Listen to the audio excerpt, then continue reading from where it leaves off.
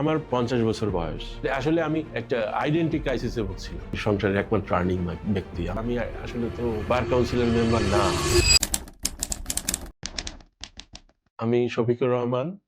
আমার বর্তমান বয়স ৫১ বছর। আমি আয়কর আইনজীবী হিসেবে দীর্ঘ ২০ বছর যাবৎ সেবা দিয়ে আসছি। আসলে আমি 96 থেকে আয়কর আইনজীবী পেশার সাথে জড়িত। এখানে আমি চাকরি জীবন শুরু করি। চাকরি জীবন শুরু করার ওখানেও আমার পদবি ছিল ট্যাক্স, ভ্যাট, ফিনান্স এবং লিগ্যাল হেড। এই হিসাবে আমি একটা গ্রুপ অফ কোম্পানিতে প্রায় ১০ বছর কাজ করছি। তখন আমার কাছে মনে হলো যে আমি তো আইন নিয়ে কাজ করছি, তো আইনের উপর একটা ডিগ্রি থাকা দরকার।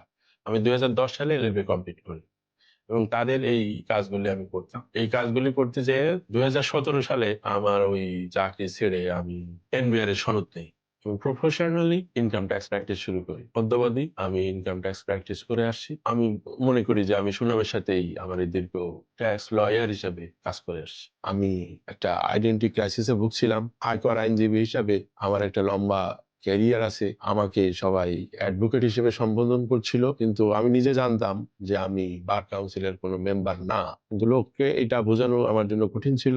এই থেকেই আমি আসলে বার কাউন্সিলের সদস্য হওয়ার অনুপ্রেরণা পাই। প্রথমে ২০১৭ সালে আমি একবার পরীক্ষা দিয়েছিলাম এমসিকিউ, সেখানে কিছু কার্য হইতে পারি নাই। পরবর্তীতে আবারও জেদ ধরলাম, না এটাকে আমার করতেই হবে। আমার ভাগ্নে আছে খন্দকার আব্দুর রহিম বাবু, তো ওর হাত ধরেই ডিজুরিতে আসলাম। এনাদের পড়ানোর স্টাইলটাই আলাদা এবং যেটা আমার জন্য খুব ইফেক্টিভ ছিল।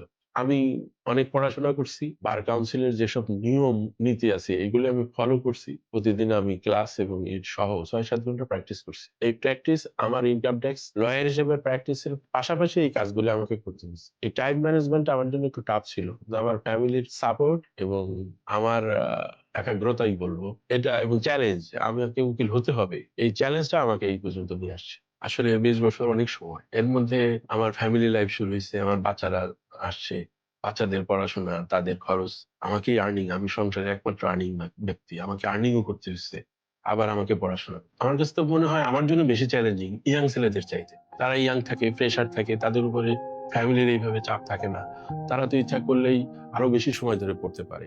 আমার কাছে মনে হয় বয়স একটা সংখ্যা মাত্র। আমার ৫০ বছর বয়স। এখন এই ৫০ বছর বয়স হলে যে আমি ওকালতি করতে পারবো না, এইটা আমার কাছে মনে হয় না ঠিক আছে। বার কাউন্সিলের পরীক্ষায় যদি আমি পাশ করি, তাহলে আমাকে কেন এইটার সুযোগ দেওয়া হবে না?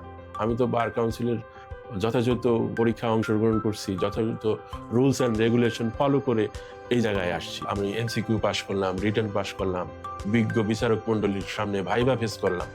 তারপরে আমরা এই সনদটা অর্জন করি। এখানে বয়স দিয়ে ব্যারিকেড দেওয়ার আমার মনে হয় না কোনো যুক্তিযুক্ত কারণ আছে। চলার পথে মানুষ আপনাকে বিভিন্ন কথা বলবে, এটা তার স্বার্থে বলবে, আপনার স্বার্থে না। আপনাকে বুঝতে হবে যে আমি কি চাই। আমি অসম্ভব গৌরবিত।